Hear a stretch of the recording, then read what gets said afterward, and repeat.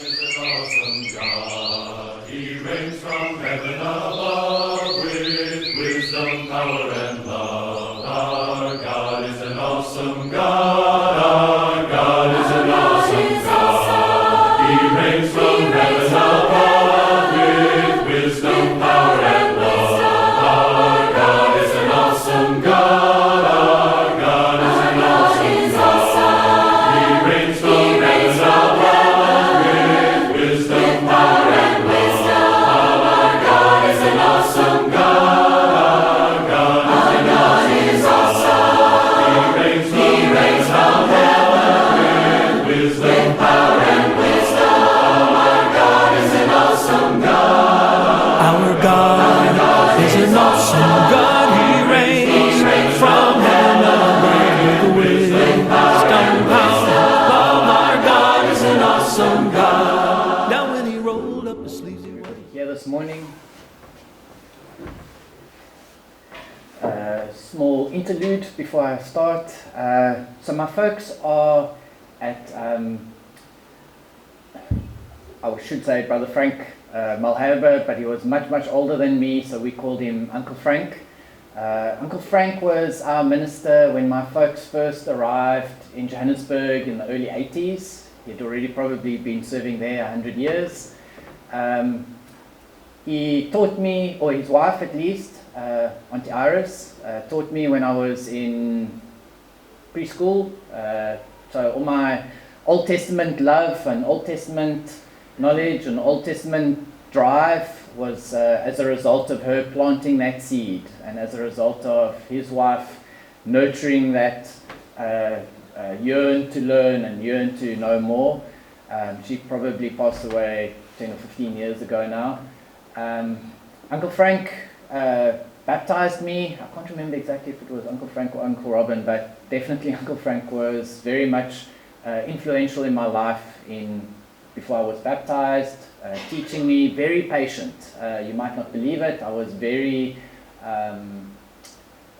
rebellious as a teenager, rebellious in terms of why this church? What sets us apart from any other church? And challenged and questioned and challenged more. And Uncle Frank was exceedingly patient, exceedingly, let's study it. Let's study other churches, other religions, devotions, anyway. Very patient. So led me to that. He married Karen and I, and he's now passed away aged 97. He was an elder in the church, served many years. So that's where my folks are. I would also be there at the memorial service, had it not been that it is my duty this morning to be of service here. And I know in Uncle Frank's memory, he would much prefer that I'm serving my duty here today with you than giving this up and being in a memorial service for him. But he served diligently, he was an amazing man, and that's where my folks are. So that's Uncle Frank. Yeah, sorry to see that he is now past 97 years old. On to what we are doing today. My topic for this morning is moving from personal ownership to divine trusteeship. And I'm starting off with, nothing in life is free. Anybody who tells you that is throwing a hoax over your eyes. There's no such thing. There's no such thing. Anything that's sold free, somebody had to pay for it, somebody had to build it. Either it was your tax money that built it or paid for it, or whatever it might be.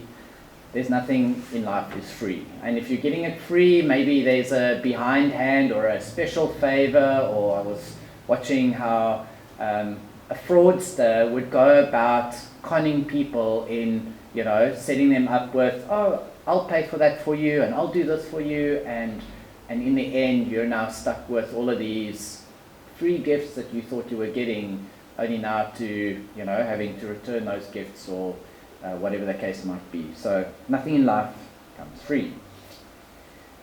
To achieve anything, one must work hard for it. There's no two ways about it. We have to work hard for it. There's no easy work. There's no such thing as an easy life.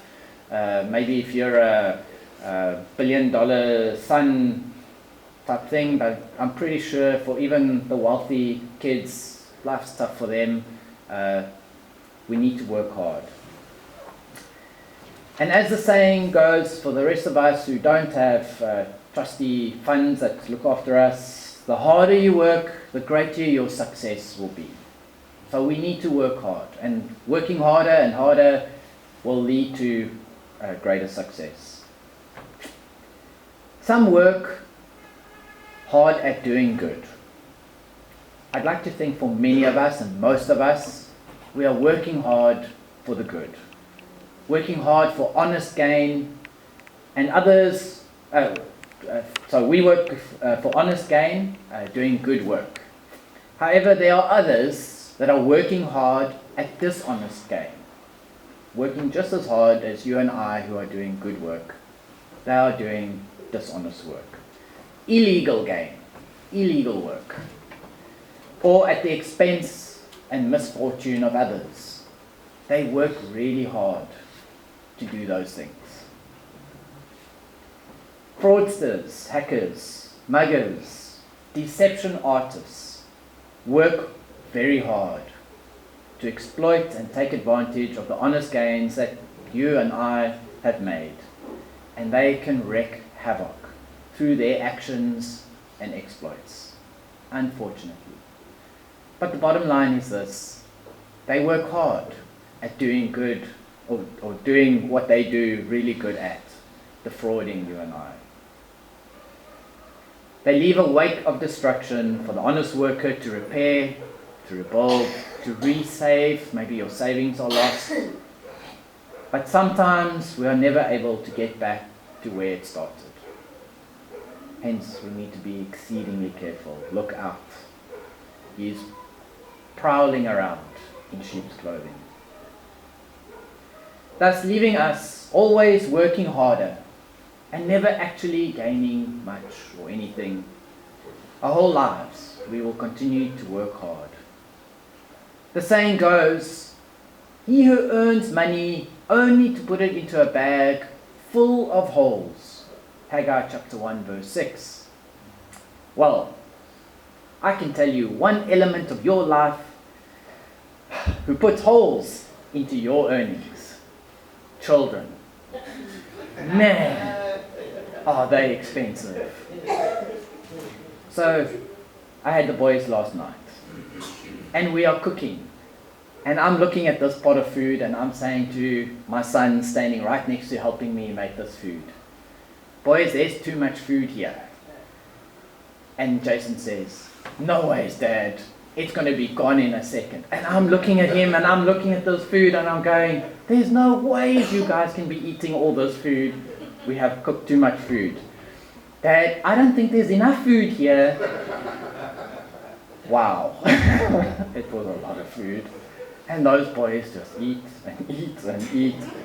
Man, they are expensive. And I know my dad told me that. He said, son, prepare yourself. Children are expensive. And it's a big number. And I calculated that number, and I knew exactly what I was getting into. But it's a big number. You can't really comprehend how big a number that is until you're standing next to it and seeing it eat up that number of food. Man. So, to all of our willing parents, not to put you off children, but be prepared. They eat big holes into your earnings. They are a big investment in your life. Love them to bits. Another element that puts holes into your earnings is owning assets. Actually, the real word is they are all liabilities. They're not earning you any money. It's just eating your money, maintaining these assets. Your home, your house, your car, the things that we have. Things break, assets, liabilities. Maintaining it, making repairs, all the replacements that's needed. All of these things eat holes into your earnings. Another element that puts holes into your earnings, debts.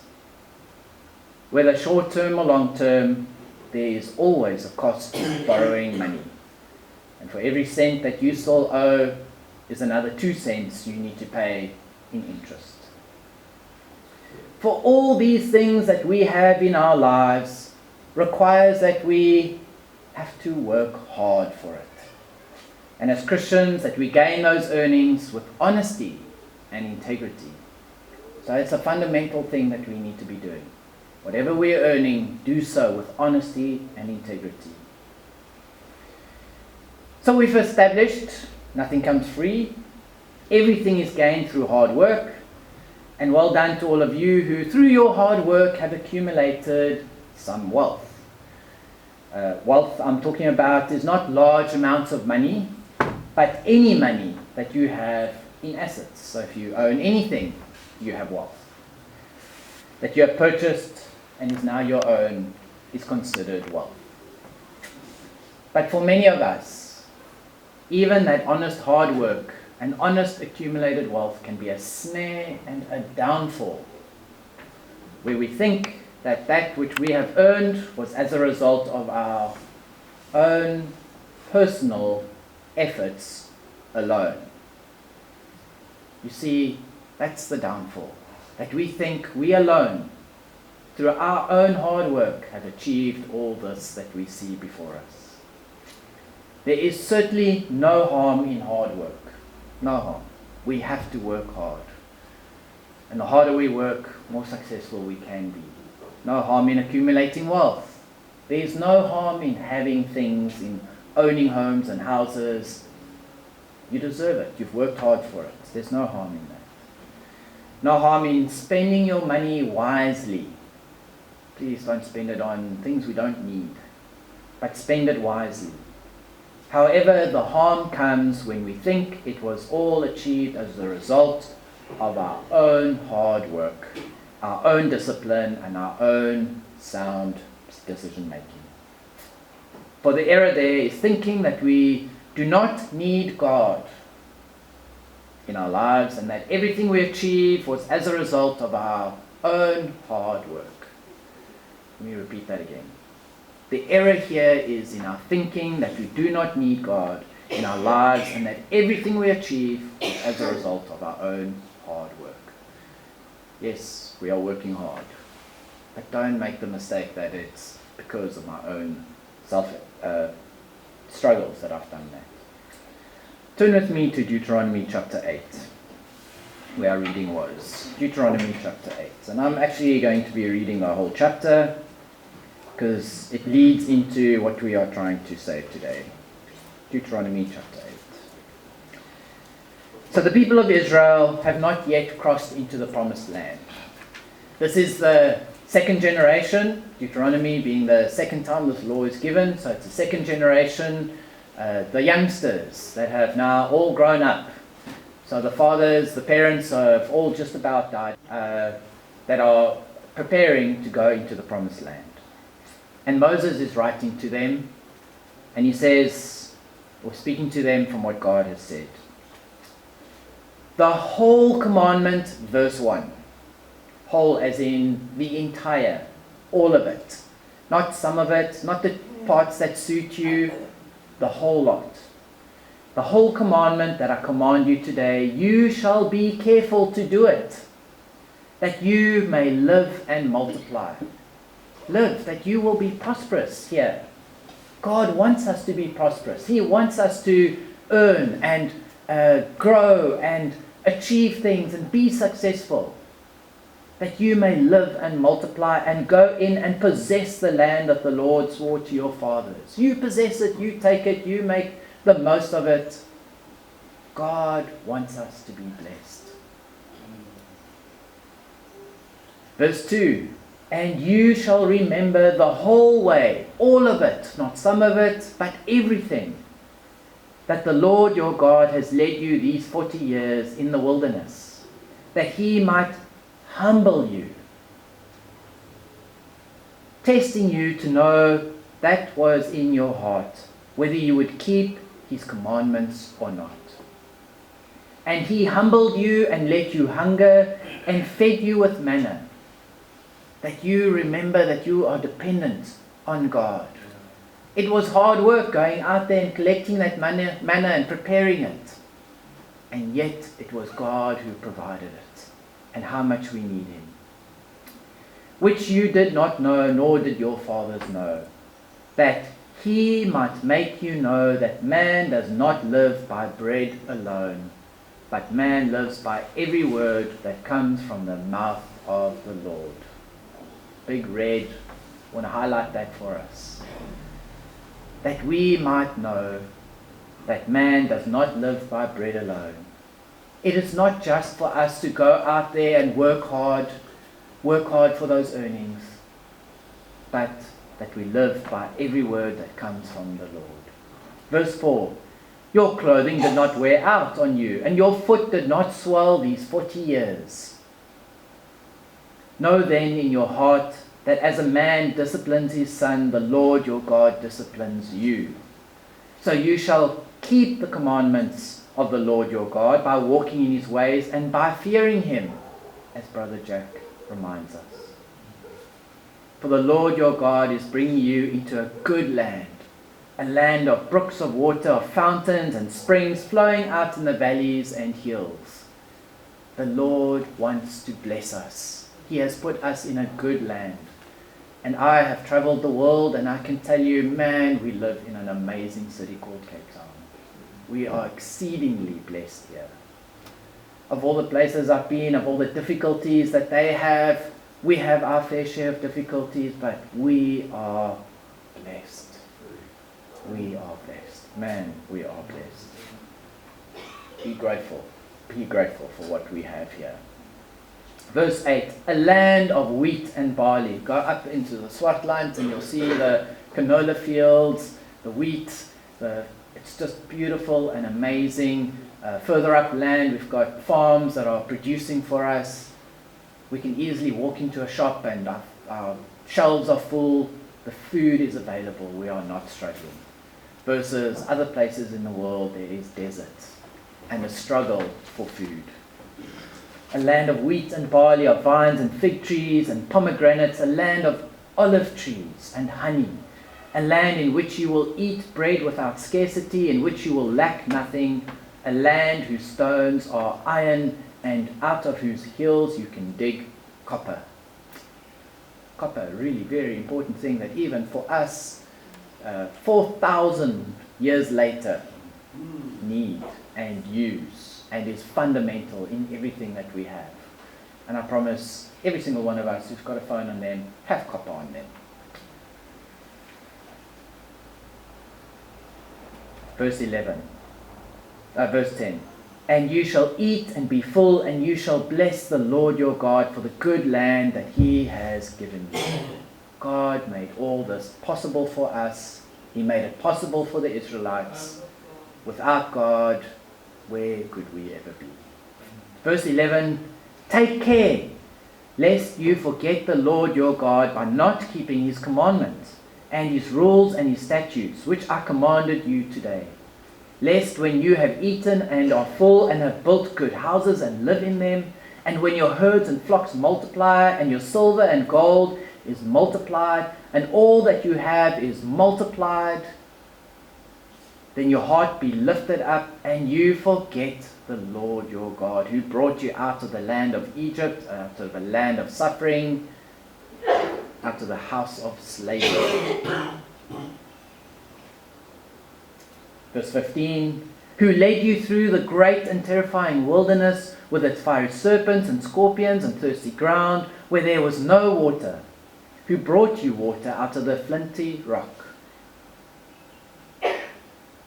We can't really get water where we go. Our water, just open a tap and the water falls out an open tap.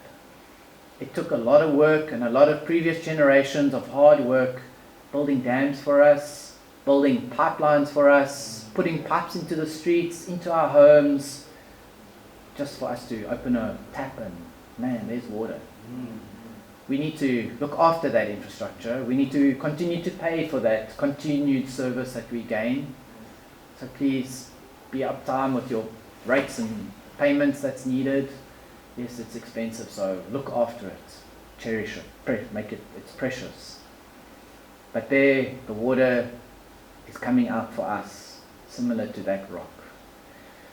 Who fed you in the wilderness with manna that your fathers did not know, that he might humble you and test you to do good in the end. Trust God. Beware lest you say in your heart, my power and the might of my hand have gotten me this wealth. Let me read that again.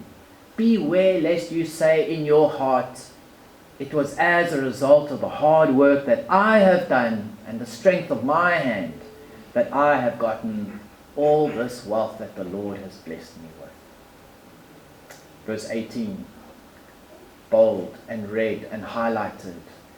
You shall remember the Lord your God, for it is He who gives you power to get wealth, that He may confirm His covenant that He swore to your fathers, as it is this day.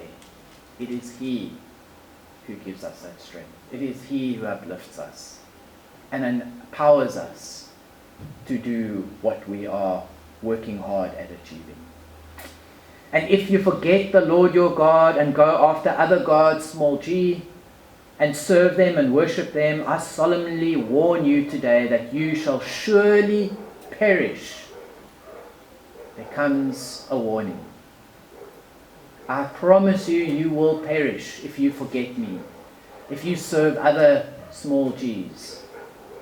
Like the nations that the Lord makes to perish before you, so shall you perish because you would not obey the voice of the Lord your God. Moving to divine trusteeship. So the first point I want to bring up is man does not live by bread alone, but man lives by every word that comes from the mouth of the Lord. Deuteronomy 8:3. A reminder to each of us that working hard in order to earn an income, in order to eat and accumulate wealth, is not the only thing we are destined to do here on earth. See, we forget that part.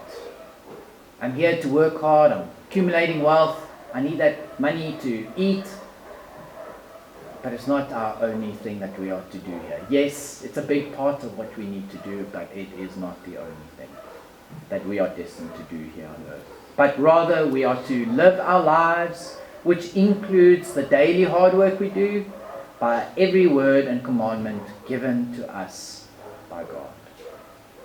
Why? Lest you be drawn away from the Lord and attracted or drawn to the corruption that is the world. Man, there's some awesome things out there. The mistake we make is to think that as long as we do not go and worship idols, then we'll be okay. I'll be okay. Verse 19. And if you forget the Lord your God and go after other gods and serve them and worship them, I solemnly warn you today that you shall surely perish. But anything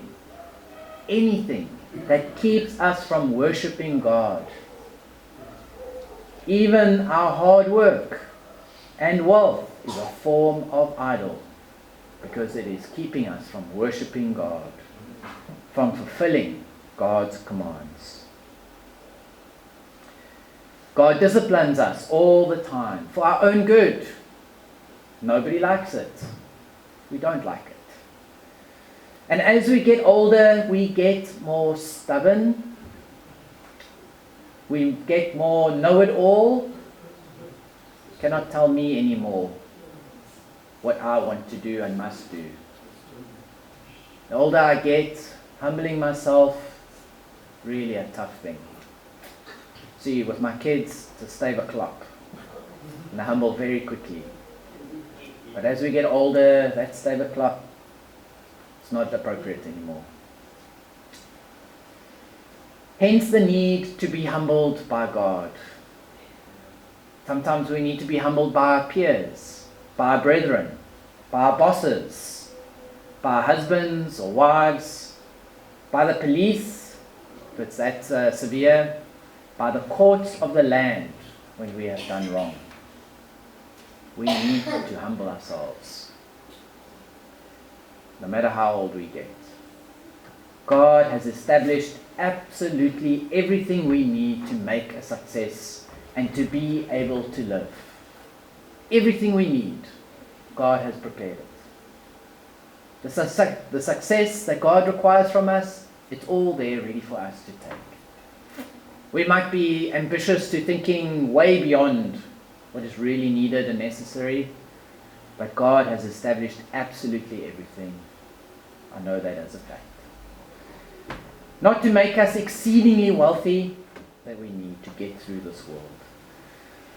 Man, the world is exceedingly attractive. Too many pleasurable things, like bikes. Sorry, I'm into looking at bikes. Cars, boats, planes, phones, toys, appliances maybe. We're attracted to the latest, greatest, newest appliance that's available. Maybe it's tools. I'm looking at tools and man, if I could just get another tool and, make the job, the hard work that I'm doing a lot easier. Rather than a saw, a reciprocating saw, that I can just push a button and it cuts through that piece of wood. Maybe it's clothes, shoes, food products. Maybe we love our food and all these fancy foods that we have. That can so easily, all these things can so easily distract us and keep us from seeing first to God's requirement for us, because we are working so hard for all of these attractive things out there in the world, forgetting first, what is God's requirement for me? God warns 3 times in this verse that we have just read. 3 times to the Israelites about lifting our hearts as to the success we have gained without acknowledging where it came from. In verse 11 he says, take care lest you forget the Lord. In verse 14, then your heart be lifted up and you forget the Lord. And again in verse 17, beware lest you say in your heart. 3 times God has to, in that short section, man, we are stubborn people, that he has to drill that into us. And yet, how we fail him so regularly. Verse 17, sorry, my time, be quicker. Beware lest you say in your heart, my power and the might of my hand have gotten me this wealth. How often do we make that mistake to think that everything we have achieved was through our own personal efforts and ownership? Or maybe it was just that one thing that we have been working hard this whole year. It's taken us this whole year to achieve that one thing. Maybe it has taken us 4 years, or however many years, many years to achieve that one thing. That is a lot of hard work, a lot of dedication to achieve that one thing. That it was as a result of our own hard work and dedicated effort, dedicated sacrifice, late nights, early mornings. Gave up a lot of things, Brother Mark, for me to achieve that one thing, rather than as a result of what God has made possible in our lives to achieve that thing. Nowhere in Scripture have I found a verse where God does not want us to be successful, or to not enjoy the success of our fruits. However, when that success comes at the expense of serving God fully, or at the expense of not fulfilling God's spoken word, that is where we have a misguided heart and a misunderstanding of what true success actually is. For all the silver and the gold, all the wealth that we could accumulate, it will not save our lives. It won't prolong your life here on earth. It will not get us into heaven one day. And as King Solomon so eloquently teaches us through his realization as to all of the hard work that he achieved in his life, it all being vanity. A better word for us, what vanity is, futility, uselessness, pointlessness, that's a word, worthlessness of all that hard work he did was worthlessness. It amounted to insignificance in his life. King Solomon, the wisest man who ever lived, he achieved amazing things in his life. He accumulated exceedingly amount of wealth. Recognized it was all pointless. And finally, verse 18, you shall remember the Lord your God, for it is he who gives you power to get wealth, that he may confirm his covenant that he swore to your fathers as to this day. Remember always that it is in fact God who gives you the power to succeed. And as easily as he gives you his power, he can take it away. God warned the Israelites to not go after any other god, small g, as they would perish, just like the nations before them. They were preparing to go into Canaan. God was destroying those people because they had neglected God and were serving other gods, small g, verse 19. And concluded the warning in verse 20 that their ultimate end would be to perish if they chose to not obey the voice of the Lord their God. So why bother doing anything if God will take it away? Because God wants us to flourish. To conclude, there is no harm in working hard. In fact, we cannot be idle and feed off the hard work of others. Each of us must work hard in whatever task is before us. There is no such thing as a free lunch. Man must work hard in order to eat, 2 Thessalonians 3:10. However, let not your hard work make you so successful at the expense of not fulfilling every word from God. Let not your hard work make you so successful that you forget God and where your strength to be successful ultimately came from. Let not your hard work stiffen your hand of generosity toward the less fortunate and needy. If you've achieved some, share with those who are in need. You do not need a lot of money, it doesn't take a lot, but share with those around you. Let not your hard work keep you from serving with the saints and from bringing your tithe into the church's coffers.